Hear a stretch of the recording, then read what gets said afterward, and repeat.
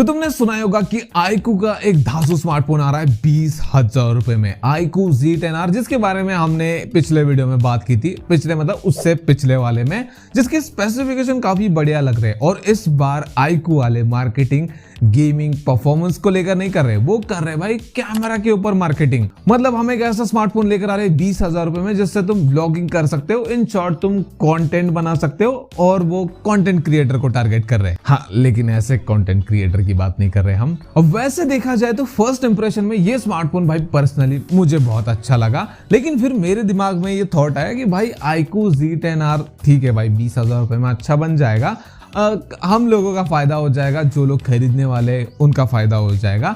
लेकिन iQOO का इसमें क्या फायदा? क्योंकि iQOO Z10 कुछ टाइम पहले लॉन्च हुआ था, 20,000 का, 22,000 का लॉन्च हुआ था, तो इसी सेगमेंट का है वो भी। तो उसका क्या होगा फिर? अगर ये आ जाएगा तो उसको तो कोई मतलब वैल्यू नहीं करेगा, उसको तो कोई खरीदेगा ही नहीं। तो मैंने क्या किया भाई, दोनों स्मार्टफोन के स्पेसिफिकेशन को एक पेज पे लिख डाला और फिर उसके बाद मैंने जो चीज नोटिस की भाई, उसने मतलब मुझे शॉक दे दिया कि भाई यहाँ पर तो मामला कुछ और ही है। आगे बोल नहीं बता मतलब काफी हद तक स्पेसिफिकेशन कॉपी पेस्ट वाले लग रहे थे, यहाँ से उठा के यहाँ पर चेपे थे। जैसे कि अगर मैं तुम्हें एग्जांपल दूं, अगर हम दोनों के कैमरा स्पेसिफिकेशन की बात करते हैं, हमारे पास iQOO Z10R के सेकेंडरी कैमरा की इंफॉर्मेशन नहीं है, लेकिन अगर जितनी इंफॉर्मेशन है उनको अगर हम सामने रखते हैं तो 50 मेगापिक्सल का मेन कैमरा दोनों में मिलेगा, 32 मेगापिक्सल का सेल्फी कैमरा दोनों में मिलेगा, एक में मिल चुका ऑलरेडी, दूसरे में मिलने वाला है। और उसके अलावा दोनों में 4K रिकॉर्डिंग का ऑप्शन है। और सिर्फ ये बात यहीं पर नहीं खत्म होती, जो मेन कैमरा 50 मेगापिक्सल का, उसमें जो सेंसर है वो भी दोनों में सेम है। इसके अलावा अगर तुम डिस्प्ले स्पेसिफिकेशन को देखोगे तो वहां पर भी चीजें सिमिलर नजर आएगी। जैसे 120 हर्ट्ज का रिफ्रेश रेट, तुम बोलोगे कि भाई वो तो हर फोन में मिलता है, तो क्या सारे फोन सेम हो गए?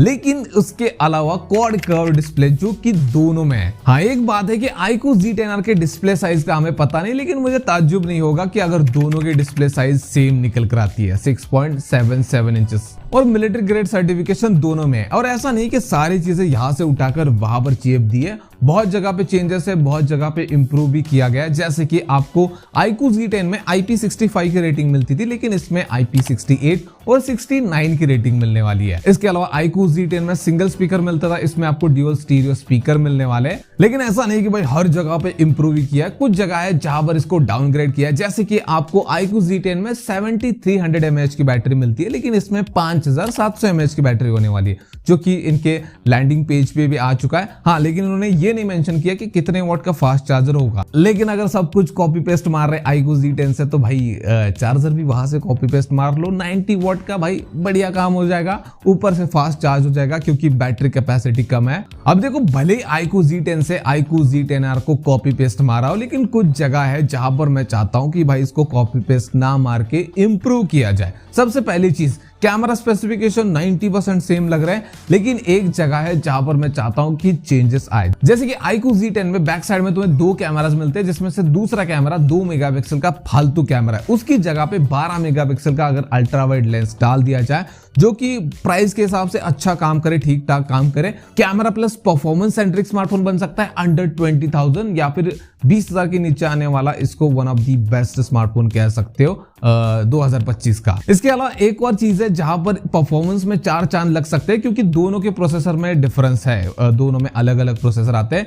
iQOO Z10 में तुम्हें स्नैपड्रैगन 7H Gen 3 मिलता था, लेकिन उसके साथ LPDDR4X RAM UFS 2.2 स्टोरेज दी गई थी। लेकिन वहीं पर Z10R में Dimensity 7400 होने वाला है। अब ये प्रोसेसर कुछ लोगों को पसंद आएगा क्योंकि Dimensity 7300 का रिकॉर्ड देखते हुए, लेकिन कुछ लोगों को पसंद नहीं आएगा क्योंकि उनको स्नैपड्रैगन के प्रोसेसर पसंद है। लेकिन मेरा इसके ऊपर ये कहना है कि भाई प्रोसेसर रहने दो, वही अब तो चेंज नहीं होने वाला, लेकिन एक चीज ऐड कर दो कि Z10 की तरह LPDDR4X RAM UFS 2.2 स्टोरेज की जगह LPDDR5 RAM और UFS 3.1 स्टोरेज डाल दो। वैसे भी तुमने बैटरी में कॉस्ट कटिंग की है। अब बाकी सब कुछ तो iQOO के हाथ में, भले यहाँ से चीजें उठाकर वहां पे पेस्ट मारी है, लेकिन iQOO Z10R प्रॉमिसिंग तो लग रहा है। अब मुझे लगता है कि इसके बाद iQOO Z10 को डिसकंटिन्यू कर देना चाहिए, क्योंकि फिर दोनों सिमिलर टाइप के फोन हो जाएंगे एक ही सेगमेंट में। और iQOO Z10R में कुछ चीजें थोड़ी बेटर लग रही है, तो iQOO Z10 के सेल होने के चांसेस भी कम है। तुम अपने थॉट कमेंट में बता सकते हो स्मार्टफोन को लेकर। ये 24 जुलाई को लॉन्च हो रहा है और वीडियो पसंद आए तो वीडियो को लाइक कर देना, चैनल को सब्सक्राइब कर देना। बाकी मैंने जैसे बताया कि 2 चेंजेस अगर इसमें होते हैं तो भाई 20,000 के नीचे ये कंसिडर करने के लिए बिल्कुल परफेक्ट स्मार्टफोन है।